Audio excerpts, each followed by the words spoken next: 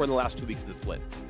I'll have to see if it even stays in this game. Sure. Early game was the name last time around, even though we went, what, 54 minutes there? Yeah. Definitely a very tense one with the Elder Dragons and Barons being traded. Yeah, we're at about 1 hour and 40 minutes of game time so far just in this best of 3. I've seen BO5s end faster, such as Cloud9 was Complexity when they qualified for the LCS. Wow, that is a throwback. That, yeah, it was like an hour and 5 minutes of total games or something stupid. It was kind of insane, but that was how dominant they were back then. Either way, we are about TSM versus EnVy. Thresh, Elise, LeBlanc, all banned by TSM. Maokai, Caitlyn, and Zach off from EnVy's side, and we'll see if TSM goes for more late-game security this time around. They continue to put high priority on this Gragas. No surprise here. They have done this so many times, especially on blue side. First picking the Gragas, the flexibility definitely is there. Last time around, Seraph got an early lead over the Gragas, you know, with that extra Elise pressure, and then kept it for pretty much the entire game.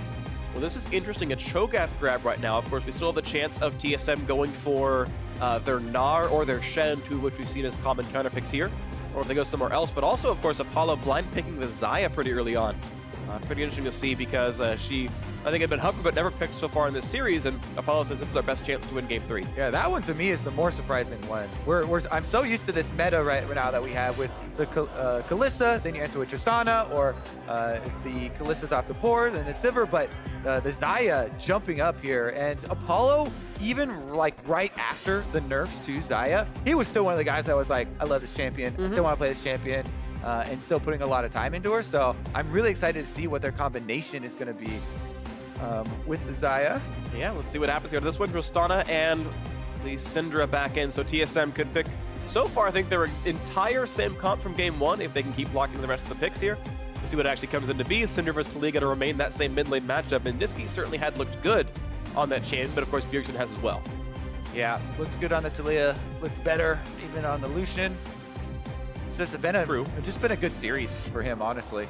Agreed. He's been pretty great. I think his overall scoreline is something like 14, 2, and 12 or something across this series so far. He's been pretty great. There's the Gnar ban, the Rakan ban there as well. I agree. Rakan Xayah is an incredibly strong duo. I think you should always pick that one. If you've got one, you should get the other. Locked in. Hakuho going to have to find himself another support here. Might go for the Braum. Gnar and Shen off the table. So Hauntzer. I think Gragas, Cho, I don't know the matchup very well. I keep thinking things are Cho favored and they end up not being, but we'll see, of course. We're still in the point, too. I think it depends a lot on the players. Like, we're not at the 100% figured out Cho'Gath matchups for all matchups right now. Yep. And the varying degrees of experience for both of them plays so much into it. The Blitzcrank ban going to come through as well. We'll see if TSM goes for that same Lulu or Karma as before. I would expect the same style. Lulu to come in, who I think would make a lot of sense here, but we'll have to see, of course. Picks to come through. Does EnVy take the priority on Rek'Sai that happened in the first game or not? And they're actually going to grab, looks like Karma here for Hakuho, even though I think TSM would happily go Lulu anyway. Yeah, if they definitely want to go with one of the Ardent Sensor late game supports with the extra shields, which they have been doing, so it wouldn't be a big surprise. They still definitely can do that. Just because I'm curious and I like to look up solo queue stuff just for reference, like with very large sample sizes. Right, kind of helps out with matchup stuff. And the new Cho'Gath. Kled is also one of the options that has one of the more decent win rates into him. So he's got percent health damage. Not going to be an option this time around though. Jarvan and Gragas, the top lane / jungle flexible buddies. Yeah. Doesn't really matter which one takes which position. Not so much. You do, have to fight against a different damage type, so I kind of always like the added little edge in there that you're like, ooh, you're going to take some MR or armor, or you're just going to go safe and take both, which will probably be the case.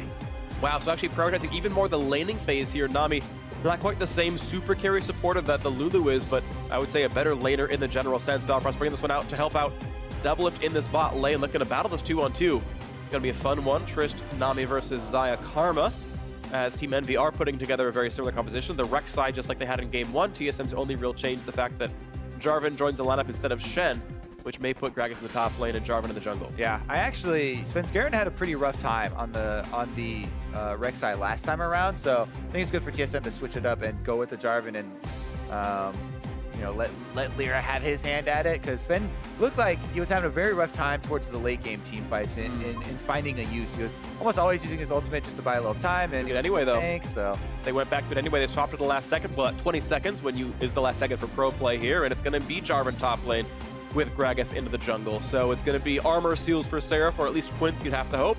And Sven is back on the Gragas. We'll see how the ganks go. Certainly it's double CC against a slow champion. Could absolutely be done here. Coaches shake hands. And we'll see if, of course, they meet in the playoffs afterwards. But here we go, the final climactic game. EnVy can guarantee a playoff position regardless of what EchoFox does for the rest of the split and lock in that at least 6th place spot. They can still go up, of course. They are only one match behind Team Dignitas. TSM, of course, still on a chase for a bye in the postseason, of course. They are only one match behind Immortals. They can tie them in first place with a win here. We'll see if they can do it. The climactic Game 3 is afoot. We'll see who can take this one home. Remember, this Nami pickup here is, you know, kind of early by TSM. 7:15 is where the 2 extra seconds were taken off the cooldown of Aqua Prison. Right. But oftentimes we'll see that, right? Where there's a small buff, people start testing it in solo queue, and they're like, oh, good. This champion's actually quite good. I remember I actually don't even need the buff, and I'll play the patch early on competitive. Yeah. So Biofrost will try his hand. Definitely happens. We'll see what comes through in this one. It's a very similar comp, though, on kind of both sides to Game 1 here. Bjergsen's played Syndra all 3 games, but because he is using the SKT skin, the balls change colors. So at least there's that. All right, there you go. I didn't know that.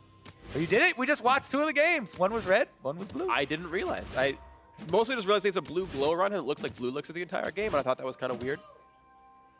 Yeah, you get a free blue elixir. That would be broken. That's how Faker wins the game. Power. Hey, he just gets free elixirs all game. It'd be harder to lose when that happens. Comes with the skin now. You too can be Faker. Yay! Blue elixir. We're selling power. That's fun. Definitely not a design penalty. Don't worry, that will never happen. I know. Put a stop to that. I remember casting League of Legends back in like season 1 or 2 when I tried to consider non-league players part of it, and I'd always be like, "Oh, this team's got more skins. How cool!" By the way, caveat: skins do not equate to power. Please don't think we do this. And then I eventually stopped doing that because it was stupid. That's good. I like it when you stop doing stupid things. Yeah. There's a lot more to go. Yeah. Hopefully, I'll still be employed when I learn them all. Either way. Ooh, what a pull! Yeah, very heavy leash for LirA, and actually looks like Nisqy might have stolen one. I'm not sure if he got it from the lane or from the minions, but he does have 1 CS already, so that might have hurt LirA a bit. So Raptor dominance for Team EnVy here, as the bottom lane steals away a ton of the small camp here from Svenskeren. Meanwhile, LirA got that super strong pull from the solo laners. So we'll see about that, how it really does affect Svenskeren. As soon as he goes to find half of those small ones gone, it's not too big a deal since he didn't even start over there anyway. Yep. And we are into this matchup now as Bjergsen's getting pushed in early on. Gets that minion into the turret. Beautiful play right there. Not gonna get that. Oh, is he though? Oh, good old Syndra with the yoink. Yeah, she cheats at everything. She presses R, one-shots the champion, gets to take CS from a turret, which doesn't deserve it. It's all just... we put a stop to the myth last game where you just buy a Hex Drinker. Nisqy was not killed, even from 50% health. Yeah, all kinds of crazy stuff. All right, well, you know what? Buying Hex Drinker requires being smart, and as we have established, I'm not that. So Hauntzer and Seraph doing battle on the top side. Seraph with perfect CS, beautiful.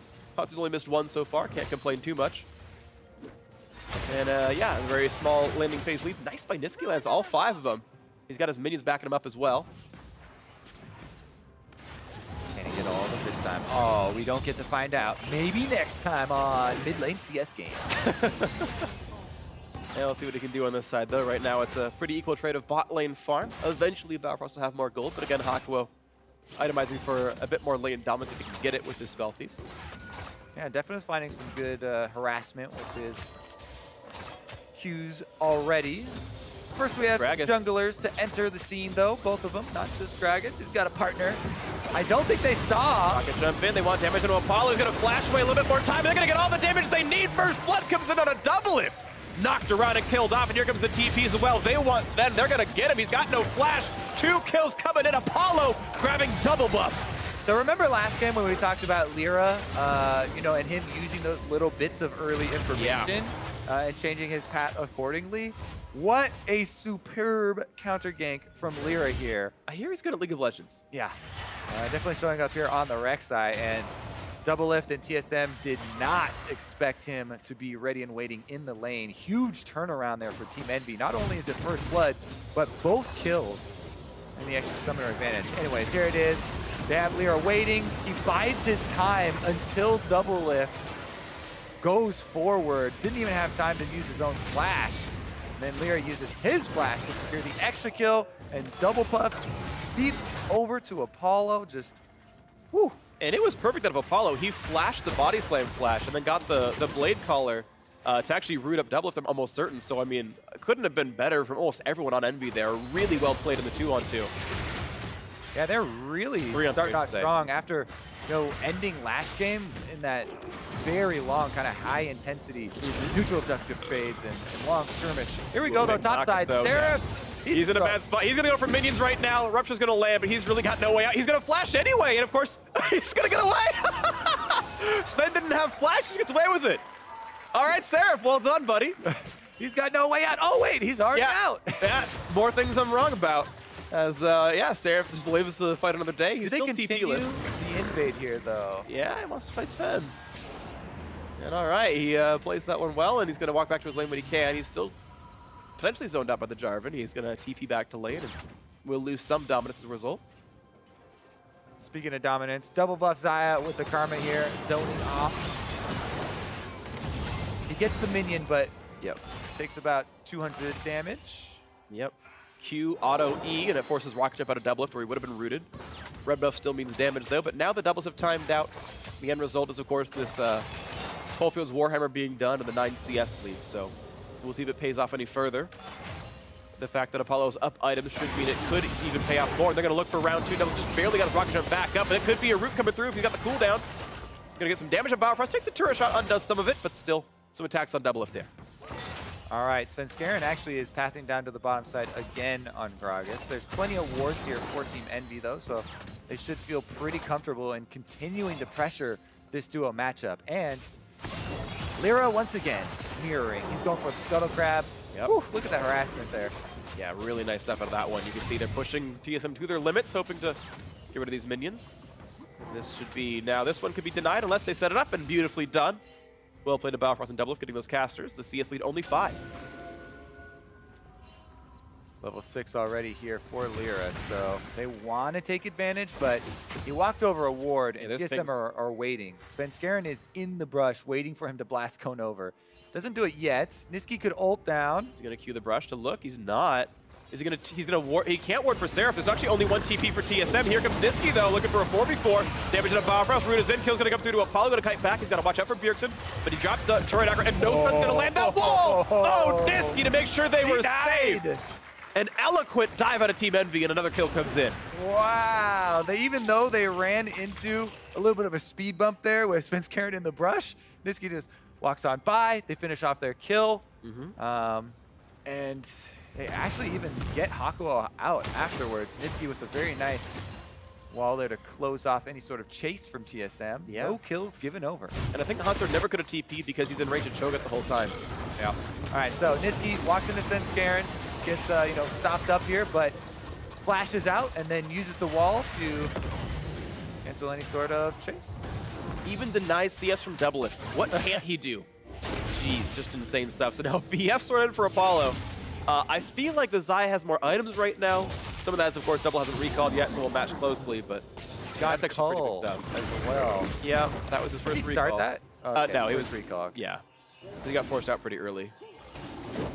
And here we go. Quick rub up and grab by TSM. He's able to match BF sword, but it's still that same Warhammer to Cole, which is obviously Envy favorite in this squad. 1,700 gold lead, gonna feel good for them. We'll see if they can keep paying this forward. Top lane, a small lead to Hauntzer. Props to him for some good play. Of course, Sven gave him a gank, which helps. Still nicely done by the TSM top. Yeah, as Cho'Gath, since you don't have any of your own mobility spells, after your flash is blown by a gank, gotta play a bit more careful as well. TSM. Yeah, they're gonna look for the top side, but I think Envy's gonna be a bit faster to play. The question is, how good is the race gonna be? BF sword up on both means the damage output's not that different. Tristana's quickly killing turrets, but EnVy have a head start. Yeah, and Cho'Gath, like, there's a possibility you could, like, oh, long-range rupture maybe to delay a little bit, but he really has to get out of there. Svenskeren goes in, and so you have to worry about those dives. Don't even want to get in range. Hakuho steals some of the local gold. They actually had plenty of time. He could have walked away, but he decides he wants the money for himself. He'll rush that Ardent Sensor or whatever else it's going to be. DoubleLift will get local gold for himself on this Tristana. Shouldn't be too bad. That's the answer, though. You know, even though you are probably not going to win that race, want to get out of the lane. You were talking about the inventories and how scary it was getting with Apollo on Xayah here. You know, look at the one who got 2 of those skill credits. They get Blade Collar. That's a nice route. Do they want to ult from LirA? Not quite going to go for the dive, but it was maybe a threat. But bot lane tier 2 could fall. It's about 3 attacks away. There's just so much threat that they can't go for it just yet. But imagine if Seraph ever gets a lead down here. That turret's falling. Yeah, that is a ridiculous amount of pressure. They annihilated that turret very quickly. Calling all TSM members down. Bjergsen even had to rotate from mid lane. Don't think he'll miss too much. Yeah. Yeah, pretty much perfection on a DoubleLift. Or sorry, Bjergsen right here. Shouldn't be any issues. Yep, the entire wave goes down to him. And Bjergsen sits on a nice, solid 14 minion lead in the mid game, in the mid lane even. 10 minutes in. That's with Nisqy roaming down once, but Bjergsen is definitely out laning here, as he did in the first game. Certainly a stellar player in his own right, but there's more to the game than just laning, and TSM still have their work cut out for them to come back in this one. Let's see what the next step here is going to be, because there's so much vision from EnVy as well around the bottom side where they just took the turret. And you talk about getting back into this game, they want to find space for DoubleLift to actually farm. So TSM actually, their duo lane pushed up pretty far to get that minion wave all the way to the turret. They don't want to get starved out much more. Right now, though, EnVy starting up the Drake on that bottom side. As I said, they have so much vision to work with. Turn on the Foggle. Well, right now, they've seen DoubleLift and Biofrost for the last minute, just walking that circle around the bottom side. They feel very secure stealing away the Cloud Drake here. And if Nisqy is ever able to roam down a bot lane, that tier 2 is going to fall. Tier 2 turrets, I'm almost certain, do not have health regen on them, so it's going to stay at that 112 health mark or whatever. 279, I was kind of close, but that does not take very much to knock down. So if Nisqy ever gets free time, nice body slam into the ulti, nice knockback. Nisqy does not have flash available. Ulti in for Bjergsen. Barrier's there if he wants it. He's not going to pop it just yet. Just going to go down to this last little bit of damage. Sven getting the kill credit, forcing Hauntzer away. The top side is Seraph. Looks safe. Labs here from Team EnVy, but I think they have escaped no problem. Yes, Bjergsen did have to use the cleanse and his ultimate, but that is about it. Nice gold for him. And it looks like, actually Svenskeren's the one who got the credit this time around. Yeah. Not the ideal spot for your money to go to. Still not the end of the world to get the kill, of course. It's still great. Nisqy pushed down, and it means now the 20 minion difference. Could get worse from here. DoubleLift not going to be attacked, though. Cloud Drake means the fast roams, and Hakuho wants in. Oh, he went to the right-hand side. They found him. And he's burned Flash, he's burned Rocket, he's burned ulti. There's no way out, except for the fact that his team is coming. So Hakuho can't win the 1v1. Now they go. The way out is back towards space. Yep. He bravely runs away. Good combo there from Svenskeren. Yep. He knew, I believe he knew, they were tracking the cooldown of that flash. So that's where you see him have the freedom to go for the auto attack afterwards. There's no big rush to get his ultimate out. And nice little combo there. Good damage out of Nisqy. Certainly can look pretty scary. Again, he's went for that same build as game 1. The Merc treads into the eventual Banshee's Veil, but Bjergsen off to a healthy lead right now. Morella Nami kind of already done. A stack in the Dark Seal as well. LirA now playing for this bot side of the game. Looking again to get that bot lane tier 2 if they get the chance. DoubleLift and Biofrost, though, pretty safe in their defense of it. Yeah, TSM just want DoubleLift and Biofrost to be on farm duty right now. They're like, DoubleLift, we'll see you in 10 minutes. Pop your cull, farm up some items. Let Bjergsen really be the center of most of the TSM plays here in the mid game. They don't want him to be any sort of big plays at the moment, just maybe little skirmishes around mid or top, and just allow DoubleLift a little bit of time to catch up. All right, well, he's going to keep going for this farm right here. We'll get a little bit of alone time, but yeah, an Essence Reaver, Berserker's Greaves, Xayah is about to come back into lane, and that's going to make things a little bit more difficult for Taliyah as well. All right, here comes the attempt at TP as well from Seraph. Hauntzer could match if he wants to, and here comes the play for bot lane. DoubleLift's going to rocket jump over towards Apollo. Definitely going to go down. Blade Collar in. Then Hakuho Scumbag steals away the kill. But on the bot side, another kill comes through thanks to Seraph. Battle for the red buff goes over to Svenskeren, but it means that EnVy will have free time to knock down bot lane tier 2. No questions asked. and there's no top outer to kill anymore, so really nothing lost on the other side of this. Yeah, I mean, that is a bottom lane that's half a map out, you know, with no defenses. When we talked about how many wards EnVy left behind in the red quadrant, there are a lot for Seraph to choose from. Pretty good collapse there from Team EnVy to get some more kills off of this really heavily struggling bottom lane. And DoubleLift has a long ways to go before he can farm up back into it. Yeah, TSM with 4,000 gold to go. It's Ben quite a while. now Nice knock-up. Right from LirA. They're battling for this really 2-on-2. Bodysam's in the knock-up as well. Seraph wants to flash away. No feast, no flash anymore. And he's got to buy some time. Bjergsen there in the mix, but here comes Nisqy as well. Look at a trade blows back and forth. Ulti coming across. Barry just barely keeps him alive. He barely lives. And it's going to be LirA walking back away now. And out they go. No kills quite picked up, but a lot of summoners down. EnVy losing a fair bit, but they get the red buff at least. Trying to decide if I allow that one. I don't think you should repeat it. It was okay. Yeah. But it'll be cleaner next time. I'll repeat it when it's not with you. Attempt number 2 always goes smoother, right? Yeah. That was a rehearsal. All right. Let's take a look. Oh, God. We don't need to take a look at this again. Teleport in. No roam down from the mid lane. As we said, DoubleLift was just trying to get some money for himself. Biofrost was there helping out. And EnVy, really good job of continuing to snowball off their huge point of power in the bottom lane. And it continues to be a source of gold for them as they increase this lead. Yep. You know, 3,000. I find it really weird that Jurassic Cho'Gath actually grows when he eats champions, because there's no like stomach or anything to like actually digest. It should just fall out, right? You eat it and it just goes out the rib cage. Somehow it just makes his bones bigger. You can't explain that. I don't understand. It's weird, but Seraph's making it happen here. He's got Rights to Glory. He's ready to engage next time he finds someone. Svenskeren wants to fight for the top side. EnVy sitting on this 3 and change thousand gold lead plus the Ocean Drake. Infernal up in a minute. You know EnVy wants that. We'll see if they can keep their members on the correct side of the map to do so. Right now, LirA's on cleanup duty in the top side of the map as they keep Cho'Gath down to the bot lane. Nisqy and Apollo, I mean, because they want to have TP up for the Drake spawn, they kind of can't play for top lane easily. Unless they time it right. I was wondering what DoubleLift was doing with that red tail. It's like, he's not going to be able to solo it. Nobody's really coming to help him, so just a little target practice. He's upping his damage per minute stats. I mean, I know we all look at damage for champions, but you know, there is a just damage dealt. So maybe he just wants that one to look better. I don't know. Practicing is Keep at it there, Detective Phreak. You know, sometimes it's worth it if you're like healing with Warlord's Bloodlust, but that wasn't what happened. Started at full life and left a little lower. He did Regardless, Team EnVy are going to roam down to mid lane down. They actually don't stay up and take that top turret. I thought they were going to stick around and just push down that outer turret on top side, but they roam the rest of the team back here to mid, so maybe they want to actually force on this Infernal. All right, can they make it happen? The wall's going to try to cut them off. Not going to be beautiful at that. Seraph on somebody's cut off.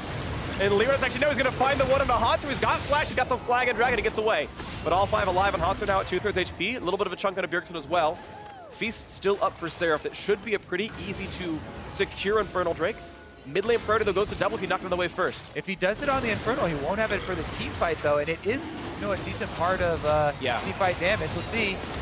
Is he gonna feast? And he is. 800 health left. No chance for Sen to smite. Timed well by Team EnVy. They grab it. They gotta fight for mid now. And he could see that there was no way TSM were gonna do the fight afterwards, so he was free to use his feast because DoubleLift was in mid lane hitting this turret. And he's gonna keep hitting it as well as they've zoned out the team, and it will be the best possible scenario for TSM, trading mid lane tier 1 for that Infernal Drake. I gotta say, the best TSM could have gotten. Well played. Yeah, EnVy able to get their Infernal Drake for later, but TSM gets something back for themselves. A little bit more gold there to fuel the end game goal. DoubleLift Infinity Edge is done now. Still doesn't really feel that great till you get some, you know, Static Shiv or whatever your Zeal item of choice is, but it's definitely something there. And you can get extra lucky with 2 crits in a row or something. Sure. Surprise somebody. Although there's actually less than a 4% chance to do so. There's like scaling critical chances based on how lucky you've been. So within a given fight, if you're hitting champions, the numbers actually change behind the scenes. You can still get lucky and unlucky, but it's just less likely overall. Shout out Zifros who built the system. I don't know the specifics exactly, but it works that way. Let's see what can come in next to this as EnVy look to reset on the map. They know they've been equalizing turret score now. EnVy need top lane and mid lane outers, and TSM can only look for the bot lane outer. 2,500 gold lead still puts EnVy in a good spot, plus that double Drake. Yeah. The other thing about that too, as far as which ones TSM are actually looking for, is more of a reactive situation, right? Whenever you're kind of behind like this, you are super happy to take the trades, but you also kind of have to let EnVy make the choice, and you're like, okay, you choose top side or whatever. Now we will go get bottom or whatever. You kind of have to wait on them. Exactly. Because if you pick the same side of the map, you lose the team fight. And here we go. It's TSM who say, yeah, you went top and mid. Cool, we'll go for the bot lane right now. EnVy gonna grab Rift Herald, and Nisqy should grab top lane outer. So again, it's a minor 2-for-1 on objectives. We'll see what the Rift Herald actually turns into later on to this one. They grabbed it with 15 seconds to spare. We saw one despawn early in the LCS this week, and here comes the play, though. TSM wants tier 2. Can they kill off Seraph, though? He's going to look for the play on this one. Cataclysm is in. A lot of burst damage available. Can he chop down Hauntzer? He's going to try. This could be a trade kill. Not quite. He barely stays alive. Health bars, of course, are low. Can there be a re-engage? Yeah, can he get out? LirA's coming through the jungle. TSM need to escape right now. Not going to actually close the gap here with Seraph down 25 more seconds. TSM get out with it. Wow, what a play right there. Positive trade, absolutely. Yeah, extra kill, extra turret picked off. EnVy gonna answer mid lane outer only. Yeah, this one probably is gonna go down here with the Rift Herald. Bjergsen's in the area, but the charge takes out almost all the rest of it. And EnVy are able to at least even up those turrets. But again, they use time taking that Rift Herald, so. Yeah. End of the day, it's better turrets killed by TSM anyway. They got a tier 2. So they go for this dive. They have vision of 3 of the other members of EnVy, so they're fairly sure there's no backup here. Even so, Seraph almost answers his kill back. Yeah. DoubleLift had to use his heal to save Hauntzer. And TSM very narrowly get out the extra kill and a turret that they did not immediately assume they were going to be able to get. Yeah, but it was solid, all said and done. So the game now only within 2,000 gold. TSM clawing back pretty well. This was definitely in a worse spot earlier. We'll see if they can keep this one, the forward momentum going for them. Second major items almost done for both the marksmen. You're seeing DoubleLift just the combined to go for his Shiv. And Rapid Fire already done for Apollo here. Looking at maybe a play on Nisqy, but he's kind of aware of how unsafe he is, so no 1v3 to be had. And DoubleLift back in to attack these minions down. It is a little bit curious how EnVy had such dominance over Summoner's Rift for the last 5 to 10 minutes or whatever, but their vision is kind of lacking for a team that had that much control for that long of a period. A lot of those wards have timed out, and since they've been trading turrets, they haven't really got a chance to replace a lot of them. So even that defensive vision wasn't quite there, and unable to catch the movements of TSM. Now they catch Svenskeren, but he's on Gragas. Can navigate quite easily around the enemy team. It's interesting what you mentioned before, though, about the fact that they were on the map for so long, because every 2.5 minutes, your wards all are gone. And if you've been trading with for a while, you've got to reset the entire vision game there. Looking at maybe the mid lane here, Biofrost with the rest of the team. Apollo forced to run away. It's one of the reasons, one of the other reasons that teams that are behind often want to go for these extended objective trades. Hauntzer, though, wants to trade nothing back for Seraph this time around. Bjergsen's coming down. He just wants to slow him around for the Syndra. And now there's no minions around to deal damage to Hauntzer, so now he's locked into the combat 1v2. Ulti coming across, plenty of damage there, and there's just no way out. Nice kill picked up. Bjergsen getting the credit. And no re-engage to be had for EnVy, so TSM continue to be faster on these plays. Yeah, 2 more recent kills for TSM than they actually thought they were going to be able to get, but that is some useful gold for them. This one, was that Bjergsen's? Yeah, so they did actually finally get kill credit onto Bjergsen. And 2 more stacks for his little ring there. 6 AP more. It's getting huge. Second item done as well. Luden's Echo for Bjergsen. It's very interesting because we've definitely seen, I think, different builds come out of Syndra. Some would go for a Void Staff earlier on or something else, and he's got a bit more burst into this, a bit more roaming power as well. Yeah. He's done, and now moving on towards the Haunted guys plus more CDR for Nisqy. I'm a pretty big fan of the third item, Void Staff. Times up with a lot of the magic item, completions for the enemy team. Maybe he'll go for it. Right now, though, Mountain Drake is alive. See if EnVy are actually going to make their stand here. They do have a bit of positioning. They also have the vision of the Scuttle Crab. So they're well aware that this is about to be a site for a little bit of a fight. Let's see what happens. Half of EnVyUs gold lead has not been spent by Apollo right now. Now for the play onto the Drake. They're looking for Hauntzer, who does burn the flash to get out. And Sven actually is going to body slam out as well. Chop's going to come in. There's a clean enough pickup there. Another feast for Seraph means they secured Mountain Drake. But again, TSM first go back to the mid lane. Yeah, and that one, it kind of reminds me of, was it the first game where TSM were able to sneak the Drake? Right. In a similar situation. It kind of felt like they were just trying to do that again. They weren't ever really intending to, take that 5-on-5 or to try and smite fight it. They were more looking to try and burn it down and get it out of there beforehand. But Envy, you can see them correcting even within just this series for some mistakes that they made earlier on in the series. Yeah, they shore it up here. They're not going to let it happen again, and they secure this concentrate. Oh, they found the dunk, though. It is Apollo in a dangerous position. Has to flash away from the body slam. Gets away with it, but that's 2 flashes down for just the Cataclysm of Hauntzer. So well played in the TSM top laner. 1,800 gold apart, and TSM looking to play for Baron control. Holds on to the ultimate for himself, so maybe he'll use it here as TSM are starting the Baron. Big wave on top side. They want to have 2 points of pressure. The wave is going to hit the turret while they do this, but they immediately they got Apollo, and he completely gives it away, and that's going to be a 5v4 now for the chase of TSM. Can they find a bit more to this one? He definitely got caught out beautiful by Svenskeren, lands the body slam flash. Ults afterwards, that's all they needed now.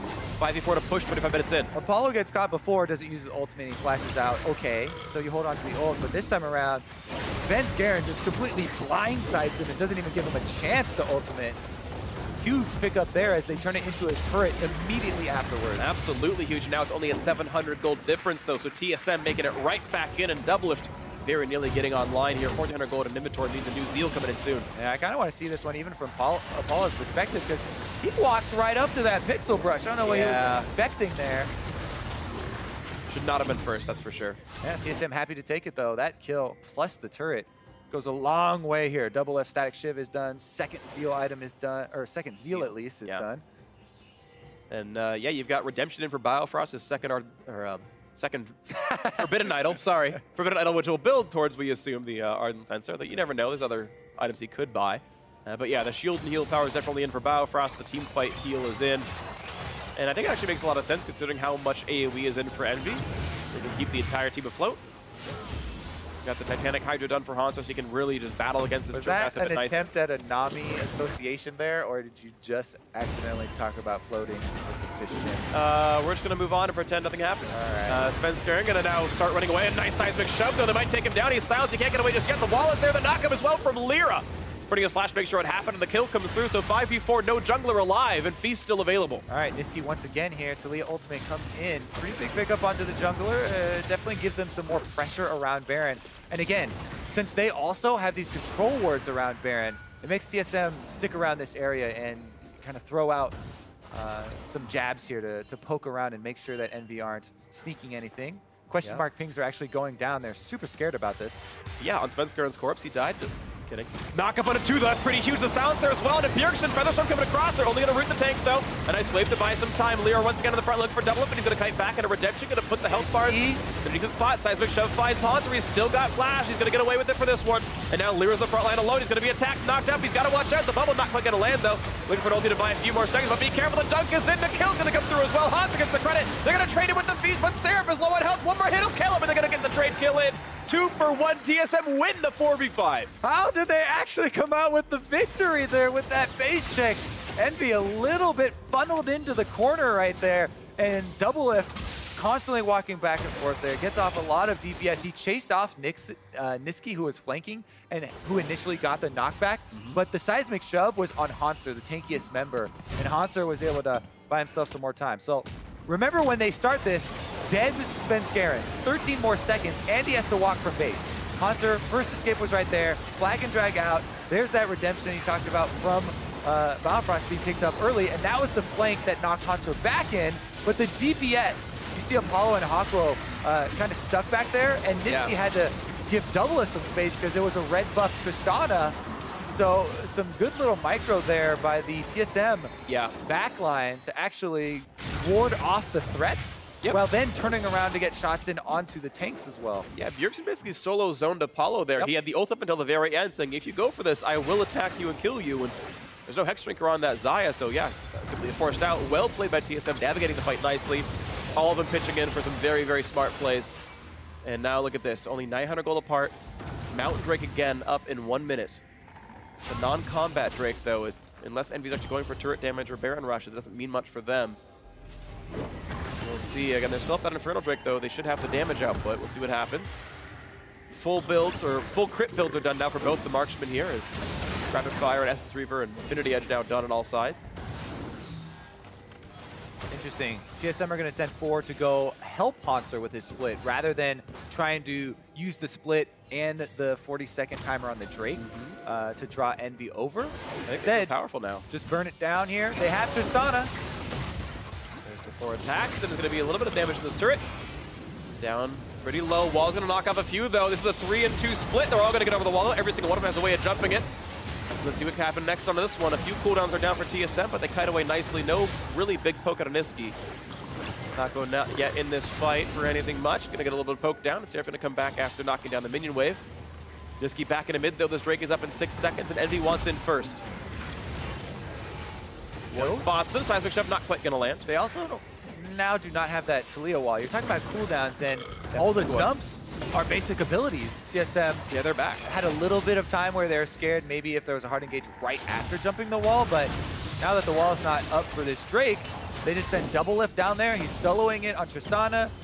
With the little bit of lifesteal he has, he can do it pretty easily. And EnVyUs trying to rush here. They know mid lane got pushed in already, and right now Double Still's taking this Drake down. He takes it out, and actually they know that Doubles is not part of the fight because of the global announcement. Early smite, here comes the feast. They're gonna grab it. Now Baron in a 5v4. And Double's in there in about 10 seconds though. TSM must wait for this timer, but now the re-engage would come in. Sven's got no ult, but he's got body slam. He's got some damage on the Seraph. A big shield comes in. A nice knock up there for Hauntzer as well. Now how good's the fight gonna be on the front line? Seraph staying alive for now, but still taking attacks.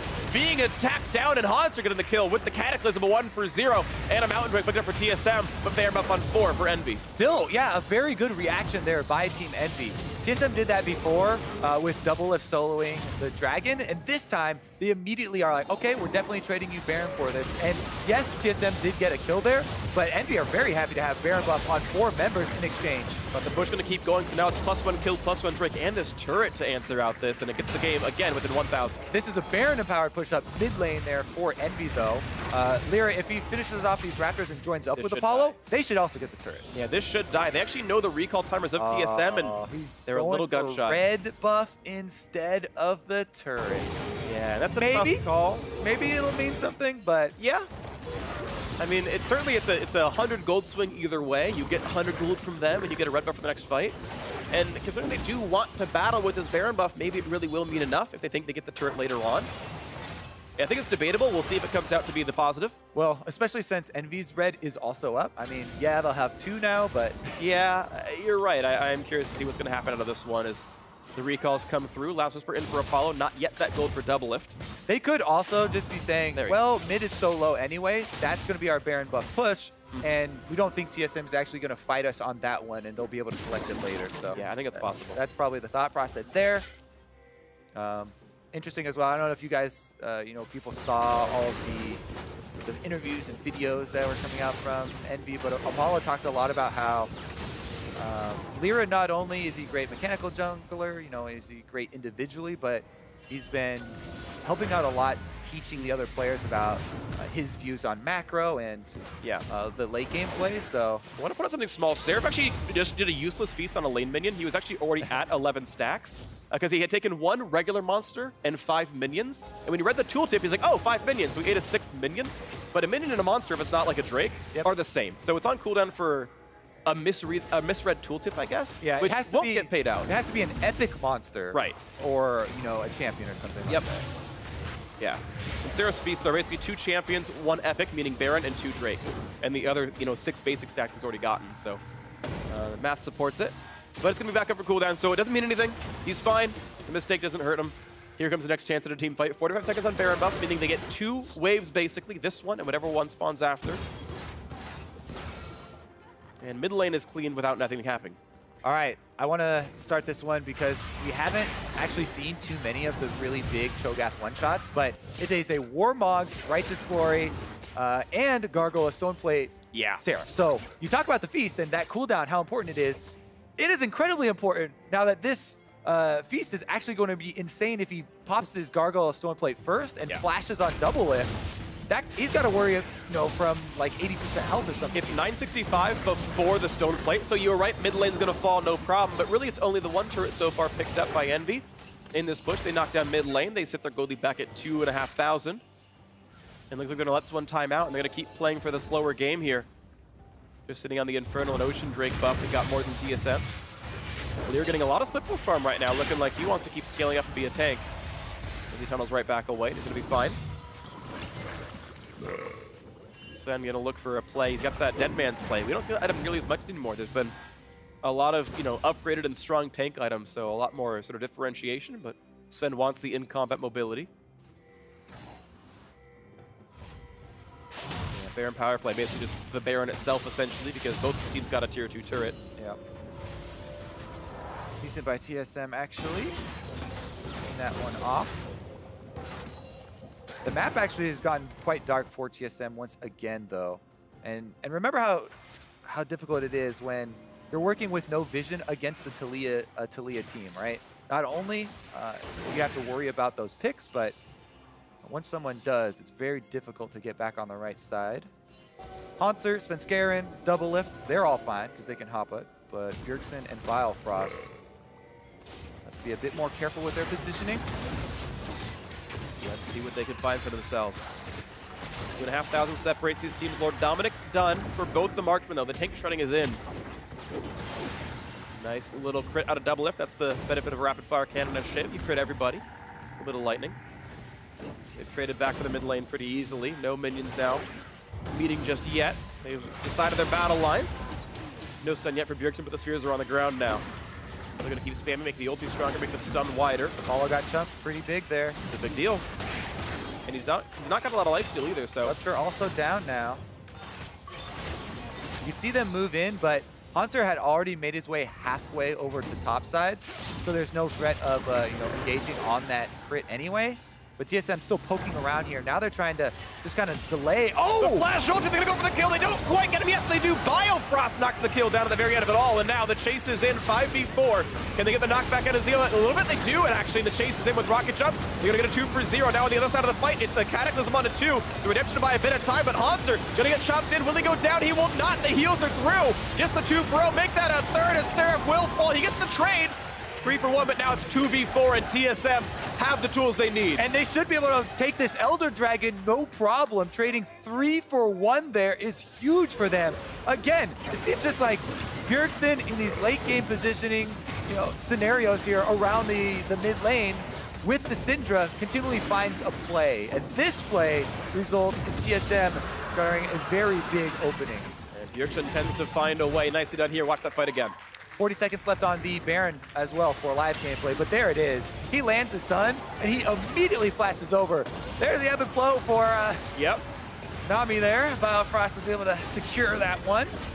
And then there's the re-engage. Since they know they have this 5v4 advantage, basically, nice little re-engage here. Hauntzer's able to stay inside his own Cataclysm and barely tank up with the heals coming through from Bio. Re-engages into a Feast of Seraph, so they end up trading there, but it's actually quite a good trade. I feel pretty good. So TSM have brought the game back to tied in gold. They're wearing this Elder Dragon buff, and they've got all the rights, I feel like, with this to play for Baron now themselves and see if they can make that push forward. No seismic shove yet for Nisqy. Full build's almost through. TSM have plenty of control wards in inventory. Double has no room for them anymore, but the rest of the squad doing the best they can to put those in. Let's see what can happen here. This is certainly a tight game once again. All these games look like they're making points. Yeah, this series has been incredibly competitive. TSM have slipped in. And this is going to go down. There's no contest anymore. They're not in range. TSM with a great play on this one. Going to grab themselves Baron Nashor. Again, with the Elder, it was likely, but they still made a very slick play to make it come through. Yeah. That's the thing, right? Without vision especially, Envy, there's no way you want to face check an Elder Dragon team. No. So, whether they're on it or not, got to give them their space, and Envy are just going to try and defend. Similar to TSM last game, honestly. Roles kind of reversed now. This, as you were saying before, though, this series has been, very competitive and a lot more than maybe expected coming in. But Team Envy looking quite good. Up until this point, though, now TSM have all the buffs. Yes, they do. They have a fully recovered DoubleLift. Remember how bad the early game was for this bottom lane of TSM, by the way, but right now he's feeling great. They're finding a Cho'Gath, looking to knock him down, sending him back to the Jurassic period, gonna stay alive for now. Ulti not quite gonna get the kill, but it was close. The shield, like maybe a bit more time. You can barely notice it on that health bar, but he's gonna stay alive, and that's an ulti down for Bjergsen. Seraph can heal up soon enough. He's got Warmogs plus a home guard pretty soon. But here comes top lane attack. Elder Dragon still on Baron buff in here, and we're gonna knock this down very, very, very quickly. Seraph available, though, gonna go for the Rupture. Not quite gonna land much yet, but the wall's gonna knock him off. Now, can there be a fight? Sven kiting back once again, the damage on the Seraph, but he is very tanky. He's okay withstanding this. Looking for LirA, nice knockup for Hauntzer. Wall falls down, will they get more? Not just yet, but a seismic shove finds Hauntzer down to 2,000 HP. Nisqy back in for the poke now towards Svenskeren. DoubleLift back and forth, gets a nice chunk down. Apollo at half HP, and you can see this Xayah cannot get in the fights the same way Tristana can. Yeah, he just doesn't have the range. Tristana scales range with every level, plus rapid fire cannon. That's why you can get those very, very... Ooh, Hauntzer actually, they might go for him. And we're gonna get the Rupture for a little bit. Cutting back, Baron buff still on for 2 minutes on the longest members here on this one. One of them has Runic Affinity.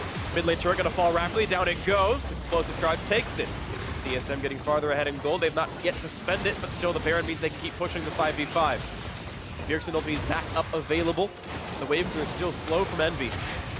A nice double stun. Hakuho's a bit low. He's got to kite back on this. And 2 more attacks to knock the turret down, and it falls. DoubleLift and destroyed the inhibitor. 2 inhibs down. TSM making great work of that Baron buff.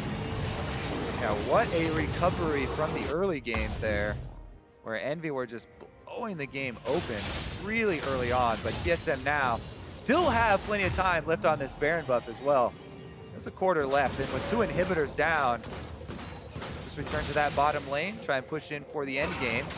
DoubleLift now level 18 as well. We're gonna range, or 700 range or so. I think 706, something like that. 669. Oh, right, it got nerfed, so it's 17 less than I thought it was.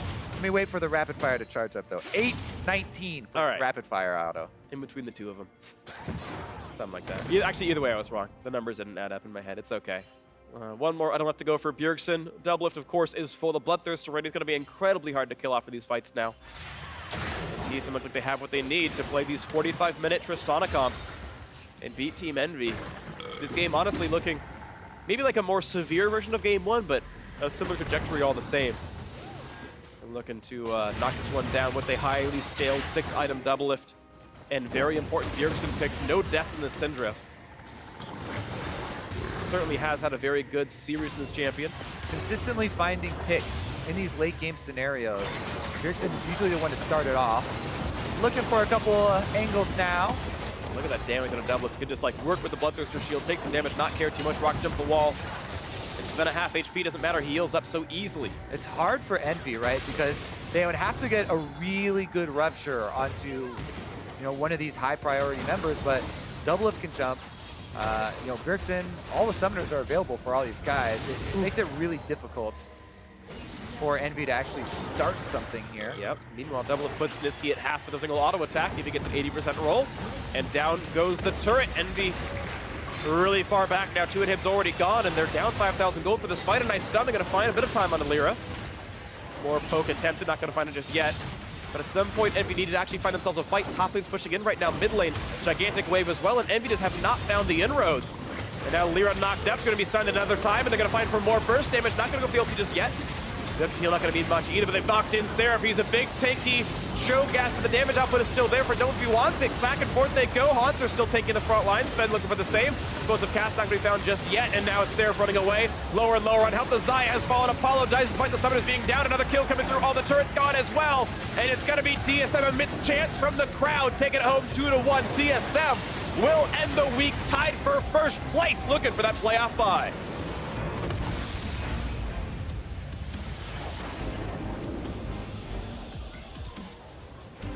Whew, what a long series there. TSM, as you said, finding victory over a highly probable playoff contender there. Team Envy, they did lose the series, but they definitely made it look competitive, made TSM work for it. And you can tell little bit exhausted there after that one.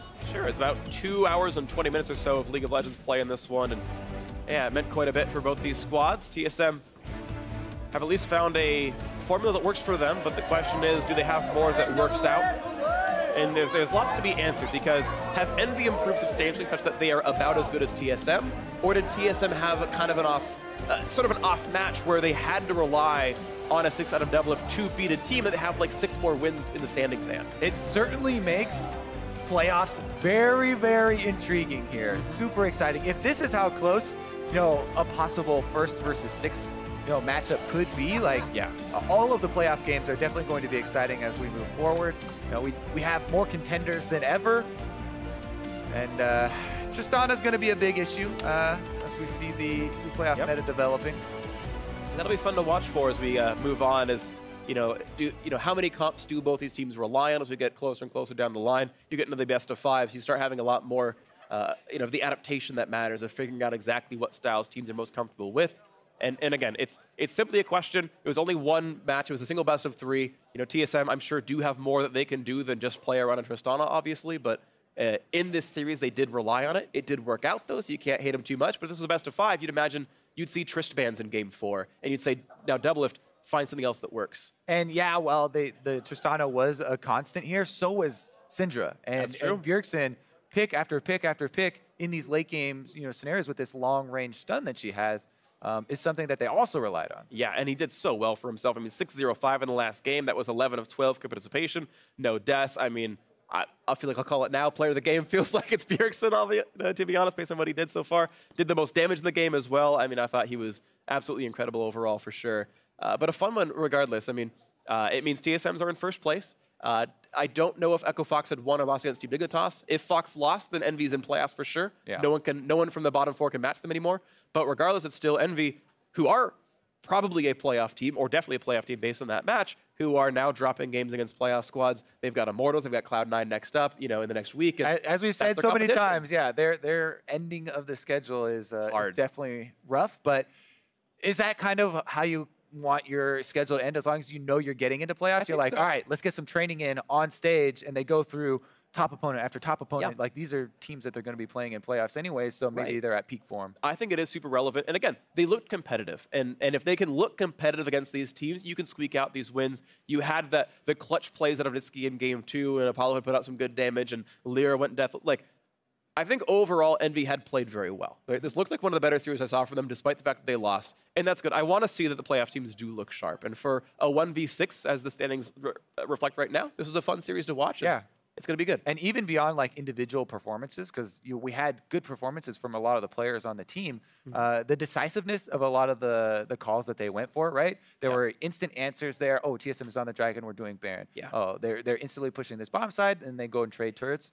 It seems like that has been one of the biggest improvements. Like, they're much quicker than previously. Yeah, and even little small things like smutting first, that Feast is the next one up. Like, they had certainly practiced some of these metrics, and we'll see what EnVy can do for us next week. But now for a first-hand account on that series, let's hear from TSM's support and Digon. Hello, I am joined with Biofrost. And Biofrost, you guys decided to take the scenic route on this one. Talk to me about the series in general. Well, the series was super long and dragged out, and I think both teams made a lot of mistakes. As for us, our early game wasn't very clean, so because of that, we had to play from behind a lot of the times. But our comps usually had a lot of scaling with them, so we were able to stall the game and be able to win. So last time we spoke with you was week 2, and during that time you spoke about all the playmaking supports that were available, and that's been the theme of the season. However, in this series specifically, you played a ton of supportive supports. What did you see? What is the power of these supports to you? I think a lot of people are just trying to figure out the meta because this patch was really big, and we're trying out supportive supports like Karma, like Lulu, and we're just testing to see whether or not they fit with our comps. And yeah, it's just a lot of experimenting right now because, yeah, a lot of people are trying different things, and we just want to be really fast to learn the meta. So looking to next week, you have P1 and El Clasico with CLG to close out the summer split. That match, always a big match. What gets you the most fire up with your matchup against CLG? Well, I think the matchup with CLG is just that there's a long history of rivalry with that, and CLG has been looking a lot better with like this split, I believe. And now they have Oh My God. They went through like a roster change in the middle of the season, so I'm not really sure if they're still going to be as good. But they definitely showed up in their match yesterday, so they're definitely still really good. And it's going to be really important for us to get this win because it can mean either first seed or second seed. And yeah, a lot of our future playoffs is on the line next week, so we have to play well. Well, you played really good in this series as well. Congratulations on your 2-1 win. For more, let's send it on over to Dash and Mark. Thank you very much, Degon. TSM going to be grateful to have come away with the victory. And then on the side of Envy, man, they're going to be kicking themselves for letting this one slip through their fingers. They had control. They had the tools to come away with the win. TSM finds proper fights, is able to strike back, and ultimately come out with the victory, tying themselves in the standings with Immortals. Yeah, I was going to say, CLG is probably kicking NV2 right now, because they were like, yeah, we're all going to be tied. Right, yeah. Like, oops. You know, TSM was like, I heard they have a storyline where if we lose, we're still tied with CLG going into the final week. Really hype final week. Let's ruin that. Okay, I mean, thanks a lot, TSM. For TSM, though, they were really at Envy's mercy at this case, because they gave up a Baron buff, and it was basically completely in Envy's control to win this game. They just lacked the decisiveness or the know-how of how to actually close the game out. Let's take a look at team comps, because when we get to those Barons that you talked about, we'll have some idea of how these teams could have utilized their compositions in order to close out the game. As I say that, we're welcoming those viewers over from the Dignitas game, who they just won. In the meantime, we're breaking down TSM's victory here over Team Envy, 2-1 fashion. These are the team comps that they did it with. Big thing to note here is we've got a Nami now making her resurgence. And what happened to my Threshes and my Blitzcranks and my Alistairs, man? They got banned. Two of them got banned. There's plenty of other playmaking supports. If you're not playing Taric at this point, I feel like you might have missed him, because you need to pick him up right now. He's pretty nuts. Rakan, I understand, was in and out of the meta a little bit based off the beginning of the split, but there's so many other things, Brahms and stuff like that, that you can easily pick up. And I don't particularly like seeing the Nami, and I didn't see much out of it this game. I gave it a chance. I was going to say it's one of those champions where it wins laning phase, that's good, and then out of laning phase, it really comes down to how good your bubbles and ults are. And for the most part, this was not one by any Nami play. It was Bjergsen taking over the game. Yeah, it has the potential to be impactful. It wasn't necessarily so in this game. The other major thing to take note of is that TSM did jump back to the Tristana away from Game 2, where they played the Varus and had some issues with scaling into the late game. Lo and behold, Game 3 goes into the late game, and you've got a slightly better team comp to kind of push through the damage at the end. I especially like the Jarvan as well, comboing in with that, just having that extra follow-up to be able to go in and really blow people up. The Shem was fine in Game 1, got banned out this time. I like the Jarvan in response. All right, now let's take a look at a replay. Well, you mentioned TSM was able to stab back into it, 3 for 1 in the mid lane. Baron off the back end. And up until this point, you know, TSM had been on the back foot. A great play out of Bjergsen, finds the first pickoff, and then you TSM... mean Nami doesn't do anything? You see that kill there? Oh, that was great, James. You're right.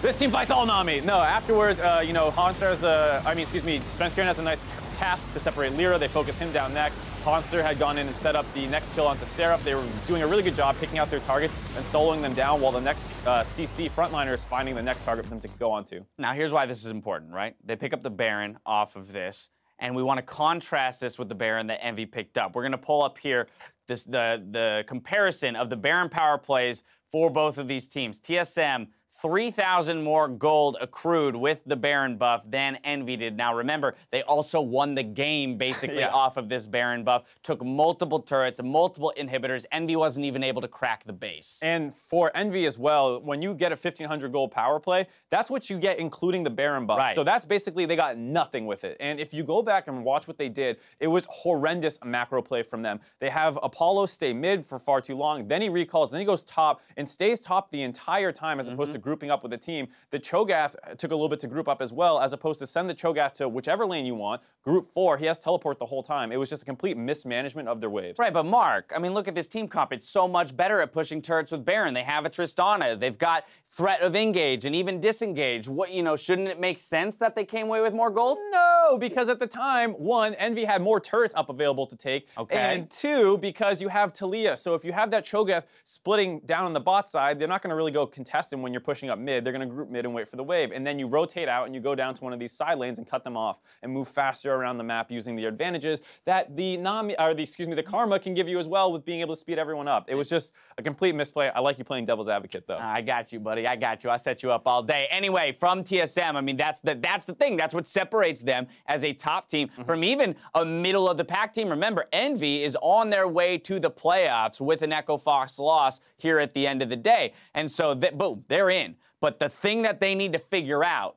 right, is when they do have those advantages, when they do have the Baron against a top-tier team like this, you got to close it out on the first one or make sure that you're picking up enough gold to make it impossible to come back. And on the flip side, TSM needs to figure out what they're doing in the draft because, I mean, you do not lose a Baron against other top teams like an Immortals, like a CLG, and even like a Dignitas at this point and still win the game. Right. They have big problems, especially if you look at their Game 2 draft. EnVy have their own problems. They can't quite stack up in the macro play with TSM yet. Player of the game goes to Bjergsen on this Syndra pick. I mean, again, with all of the bans focused to so many other lanes outside of mid, I feel like people, you know, we're looking at our star mid laners, Jensen and Bjergsen. They get their hands on whatever pick they want, and it's starting to enable them to run wild. 6-0-5 this time around, 92% kill participation. If you look at mid laners across the league, they're pretty much all picking the same champion for themselves over and over. So you see Corkis for every game for Ryu and Froggen. Yeah, and then you see Cassiopeia every game for Keen. He's getting Syndra, Jensen's getting Ori. Mid laners get whatever they want right now. Exactly, because yeah, as you mentioned, we've got like 12 support bans and a bunch of top lane bans. Either way, TSM ekes out the win. Now we're going to transition over to the Dignitas win here over Echo Fox.